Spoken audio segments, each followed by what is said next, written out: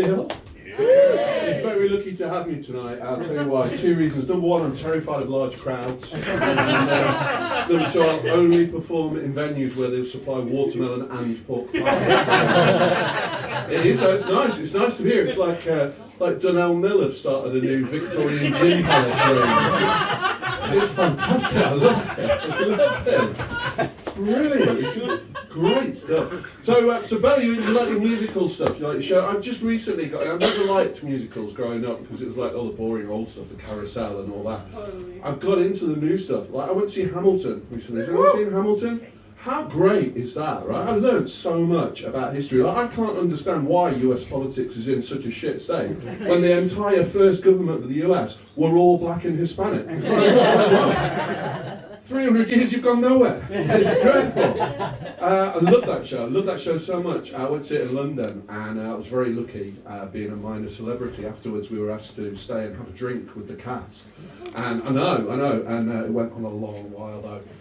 By the end we were doing tequila and then the landlord was like, we're going to have to close, and he tried to get rid of my drink, but I said, I'm not throwing away my shot. I'm very lucky I get to do this as a job. I've had some weird jobs in the past. Like you work in customer services, Donna, yeah? So one of the jobs I had many years ago was I worked in customer service for an insurance company, right? And we insured everything. Like life insurance, car insurance, pet insurance, musical instruments, you name it, we insured it. And I worked in customer service, so I got people complaining all the time.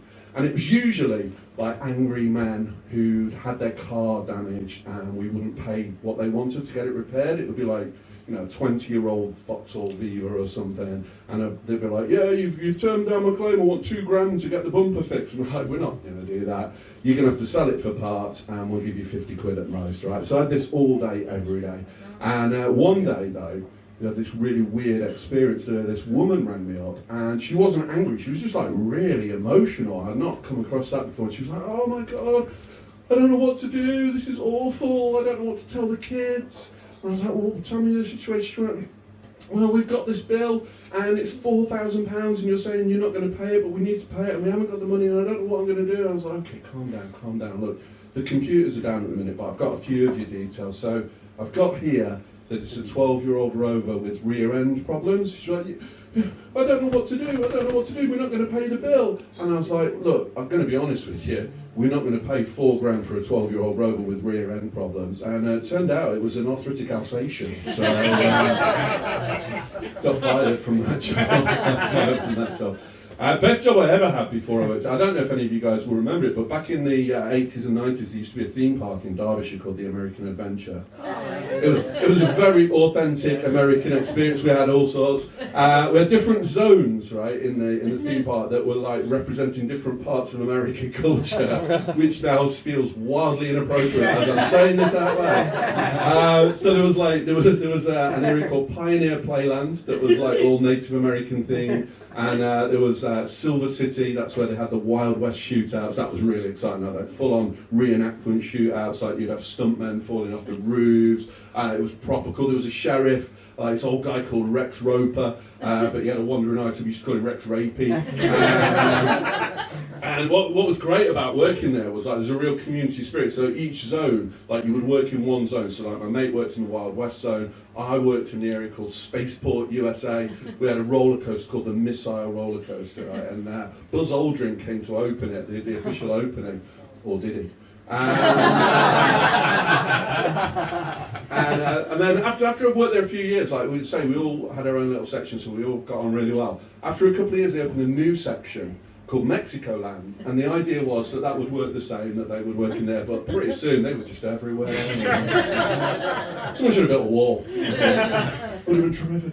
And so that was the best job I ever had. I don't know why I got onto that. I wasn't even thinking about it. Oh, we had a Montana zone as well, but that just had a cabin for a serial killer.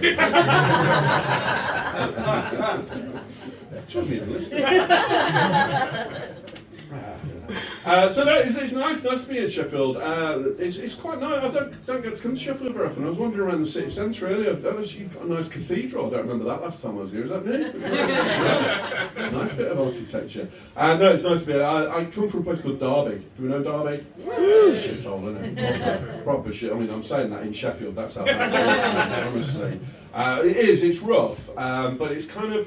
It's got that sort of old school community feel to it, you know, like where people look out for each other. Like last week, I was away gigging all week down south, and when I came home on Friday, my neighbours had put the bins out for me. And it's sweet, isn't it, that, Donna? It's really nice, isn't it? Because bin fires spread quickly. So very grateful for that. There's a lot of crime as well where I live. It's a lot of youth crime because there's not much to do. Like the other day, I looked out of my window and I saw a kid on a bike, and I looked and I was like, hang on a minute, I think that's mine. And I quickly went to the garage and looked, and mine was still chained up in the corner, saying, Dad, when can I go out and play on my bike? It's quite rough. Put on a little bit of weight recently. By recently, I mean since about 1984, if I'm honest. Trying to shed it. This lifestyle doesn't help though. Like when you're out and about gigging, often it means that, like, unless there's pork pie, often means like I won't eat before the gig, but afterwards there's very little choice, right? So normally on the way home from a gig, I'll call in at McDonald's and just have a little post-gig snack, you know, just something to take the edge off. A couple of Big Mac meals, 7 McFlurries, 4 apple pies, Diet Coke, obviously. And but last night, I'm really proud of myself. Last night I was like, no, you're trying to lose a few pounds, don't do that. And I did still go to McDonald's, but instead of having all that, what I had was a kid's meal. And his mum was furious though. That little shit didn't need those nuggets. Probably the last thing I should have said to his mum, actually. Thinking about it. And you're right, Eli, taking the toy, that was just me. There was no need for that at all. Joined the gym recently. We got any gym members? Yeah, so Mike, did you tell me if this happens to you, right? Because I've never joined a gym before. Joined last week. The day after I joined, I got a phone call, not from the gym, from a credit card company to talk about the suspicious activity. Normal. I've only been 3 times, my favourite machine stopped working already, and I'm taking my own Mars bars with me, so that's it, I'm done with that. I had a top tip recently from a mate. So like, if you're trying to lose weight, what you want to do is not go out to the supermarket and buy stuff, because you'll get lured in by all the offers and all the 2-for-1s and stuff. So what you want to do is order your shopping online.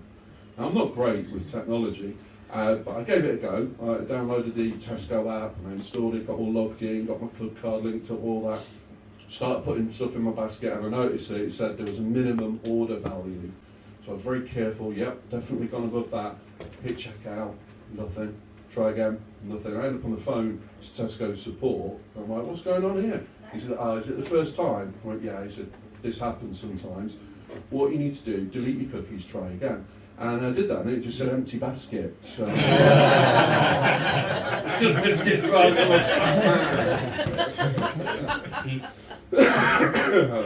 You guys married, Dolly? Yeah. You know she married? Yeah. How long have you been married? About 10 years now. Oh, keep you down. So you're nearly done. Well done. I was happily married for 10 years, out of 18. Not all of them consecutive, if I'm honest. But I'm divorced now. Have we got any divorce season? Yeah, it's painful, isn't it, going through a divorce, but being divorced, I don't mind. I think it's fine. I think once you're through it, I get on better with my ex-wife now than I ever did. And it's the first time in my whole life I've ever lived alone. Because I grew up obviously with my parents, and I went to university, got in a house share, met my girlfriend, moved in with her, got married with kids. So at the age of 48, I was living alone at the first time.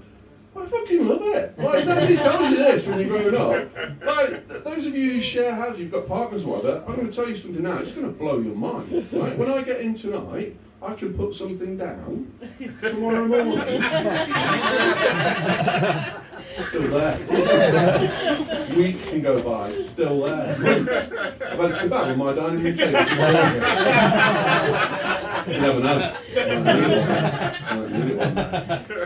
But back in the day, I met my ex-wife in the early 90s, right? And it was a different era, right? It was an analog era. It was before internet. So we had like rituals to meet a partner. What we would used to do is you'd go into town on a Friday night as a single man, you'd have 17 bottles of Holston pills, and then just wait for the DJ to play Kiss from a Rose. That was it, wasn't it? Some of those clubs had revolving dance floors, it was like Deliveroo for girlfriends. It was amazing. Or like a Lazy Susan at a Chinese cafe. No. Had one of them last week, didn't agree with me. And then eventually what would happen is the girl of your dreams would get that wasted, she'd agree to a one-night stand, next thing you know, you're married with 2 kids. That's how it would work. So when I found myself divorced and single for the first time in my late 40s, the world's moved on, right? It's all online now. Is anyone used to dating apps? Weird world, right? And I went in with loads of confidence, right? Because I'd read this article that said middle-aged women find bald men very attractive. Now, there's a few in here that should be able to bear me out with that today. What do you reckon, Ash? And well, you think about it, right? You've got Jason Statham, The Rock, even John Travolta. He's come out as bald recently. Do you know that? He's out of the closet now. He can be with us on Bald Pride next year. I say he's bi. He wears a toupee a lot of the time. But after a week, nothing had happened. After 2 weeks, nothing had happened. And I looked at my profile. I was like, I see what it is. Pictures, awful. So I went out, bought a brand new smartphone, best camera on the market. And I looked up lighting angles, went on YouTube, built a little studio in my house. Got to tell you though, Sheffield has paid off. It has drastically improved the quality of my dick pics. I'm kidding, Donna. No camera on earth could do that. But I did eventually get a match. I'll leave you with this. After a little while, I got a match, and we got on really well. And it's all chat these days, isn't it? It's all WhatsApp and that, and so you get to know each other. And we agreed to go on a blind date. And I was really excited.